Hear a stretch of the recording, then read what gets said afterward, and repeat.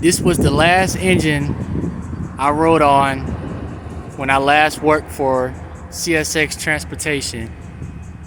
Isn't it so amazing? Over 5 years later, while I'm at Amtrak Conductor Training School, I actually see the same engine on the local. What's the odds of that? Looks like the conductor is lining the switch out of the yard. He has a medium clear at this signal, and he's coming up to line switches.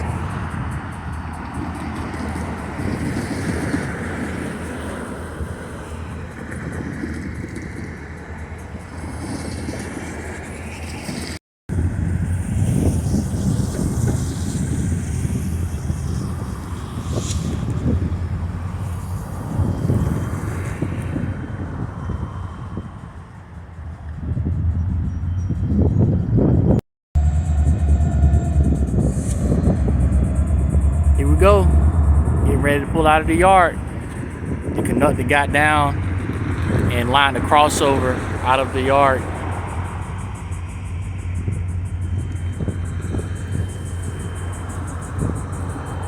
When there's a road crossing close to all of these switches in the inches of a yard, the circuit for the lights are very short. So the train is basically going to have to creep up to the road crossing to get the crossings to activate. And you have to make sure that the arms are fully lowered before you occupy the crossing.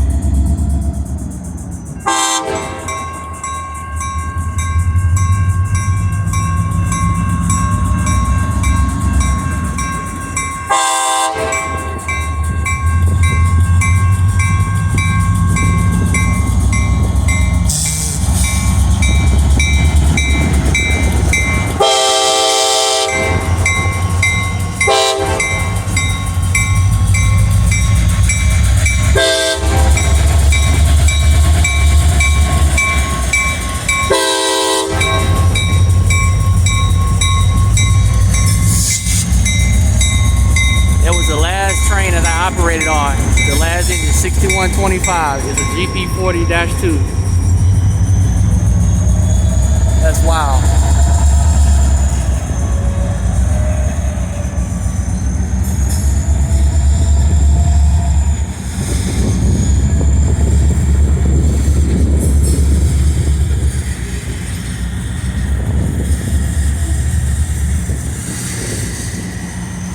Those are refrigerated boxcars. They're insulated. So whatever these cars are carrying are perishables or something that needs to be kept cold.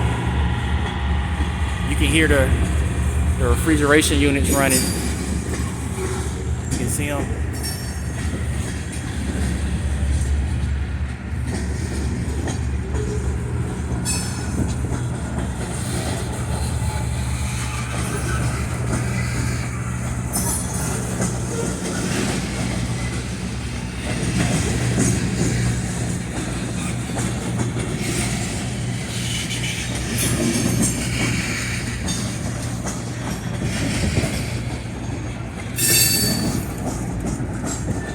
Wow, look, that's a 86-foot box.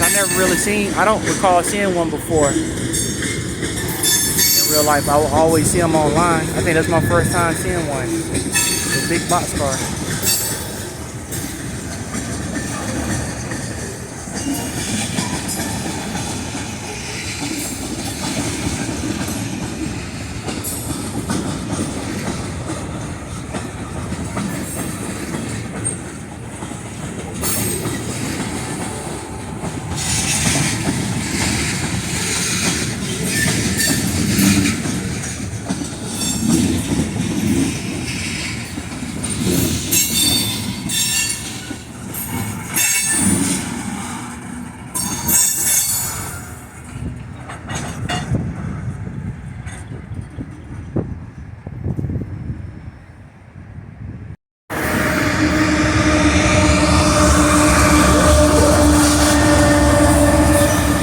In dynamics, you hear how the engine sound?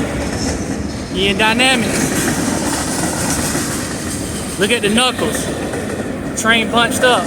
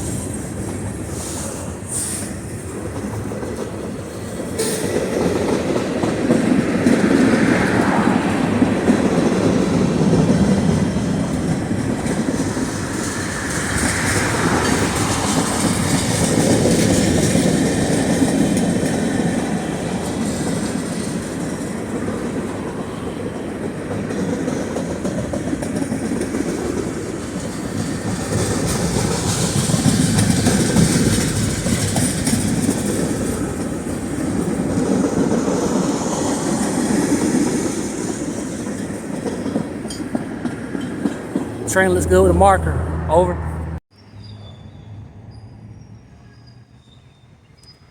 So I'm walking back to the hotel and I'm crossing over the opposite end of the yard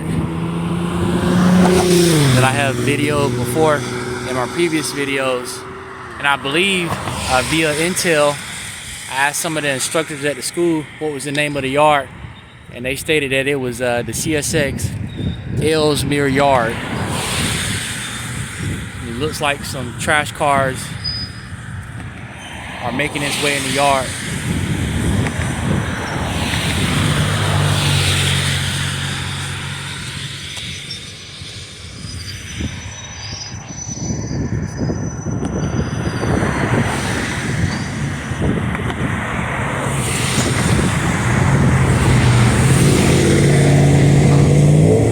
That's a beautiful shot.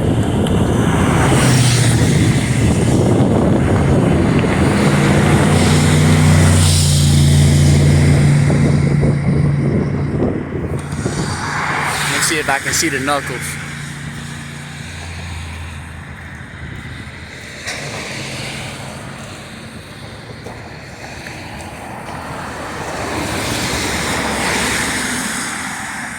Picking up speed.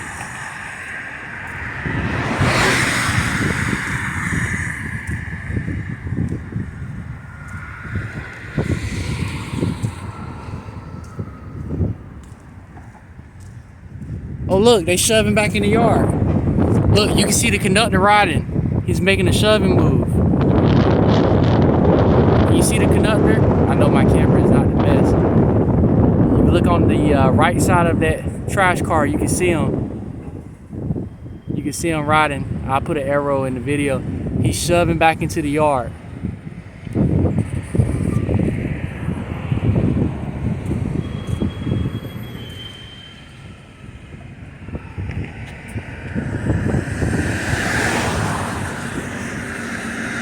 So if I had to take a guess, they're making a set off into the yard.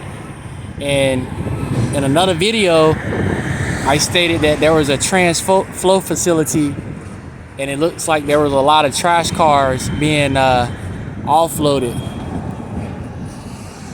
So a part of freight, when you ride your destinations from point A to point B, yards in between, you have to make set offs. This is what this train is doing, is making a set off.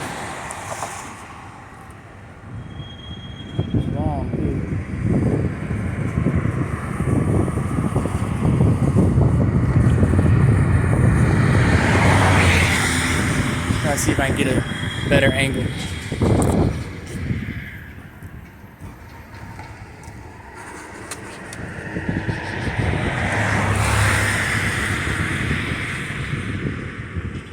More trash cars. Like, trash is a big commodity up north.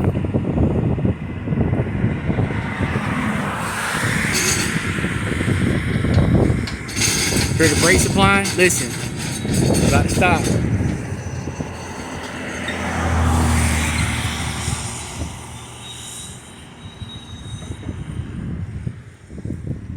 And the conductor has gotten down, so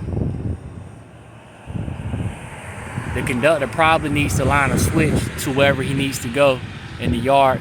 So he had the engineer bring him down to a stop so he can get the switch.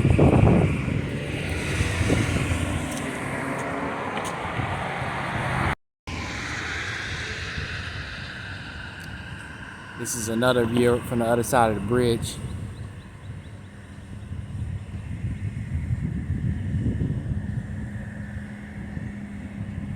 Oh, starting to move again.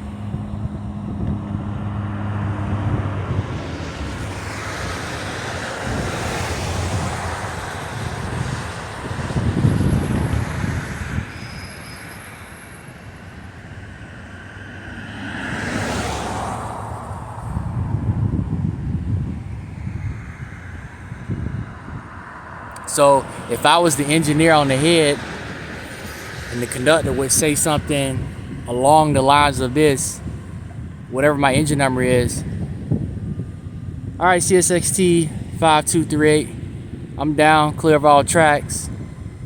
Let's shove on back, clear for a good 50 cars, 50, over, and then I repeat it. I say, understand, CSXT 5238, you clear of all tracks, no switches involved, shoving back, clear for 50 cars, 50. Now put the reverser in reverse, release the train brakes, flip the generator fill switch back up, and I put in notch 1, and I let the engines load up. You can hear the RPMs revving up, and once the engines load up, I start coming slowly off of the independent brake, start flowing back slowly, just letting all the slack bunch up. And once I get rolling pretty good, I'll probably go to notch 2. You hear the RPMs rev up even more. And because in the yard, it's other than main track. So there's a lot of variables depending on how long your cut is, how heavy it is, what you're doing. So if I'm in notch 2 shoving back, it just depends. I may need to go to notch 3. But obviously if I'm in other than main track, the speed is less than 10 miles per hour. So I'm not gonna give it too much power, just in case we need to stop quickly, or there are other train handling rules involved with making a reverse move. For example, if you have too many powered axles, when you're making a reverse move, you would have to go and isolate your trailing engines. But that, like I said, that's a whole nother different topic.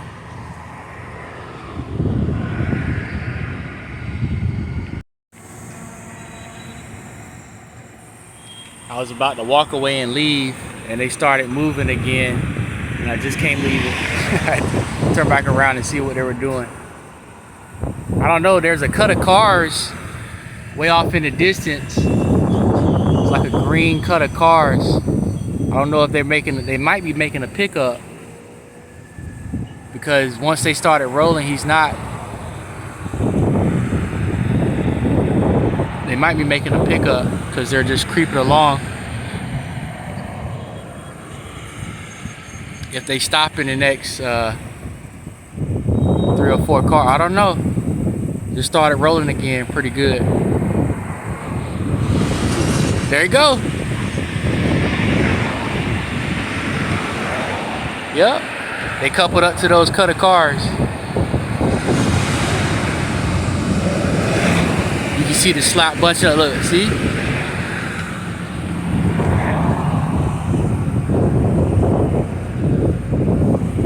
Now that they made the cut. All right, CSXT 5238, I'm clear of all tracks. Give me a stretch on them. All right, 5238, clear of all track, stretching on them. So you're gonna put it forward. There you go, look. See the slat stretching out? All right, CSXT 5238, that's a good stretch. Give me 3-step protection, over. All right, CSXT 5238, you got 3-step protection, over. And the engineer puts the locomotive brake full independent, put the reverser in neutral, and you flip the generator field switch down. So you're providing 3-step protection to the conductor to go in between the equipment, because he's gonna foul it to hook up the air hoses, cut the air in, and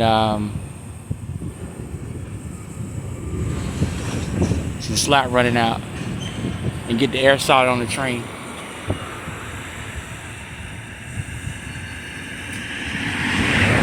Cool stuff.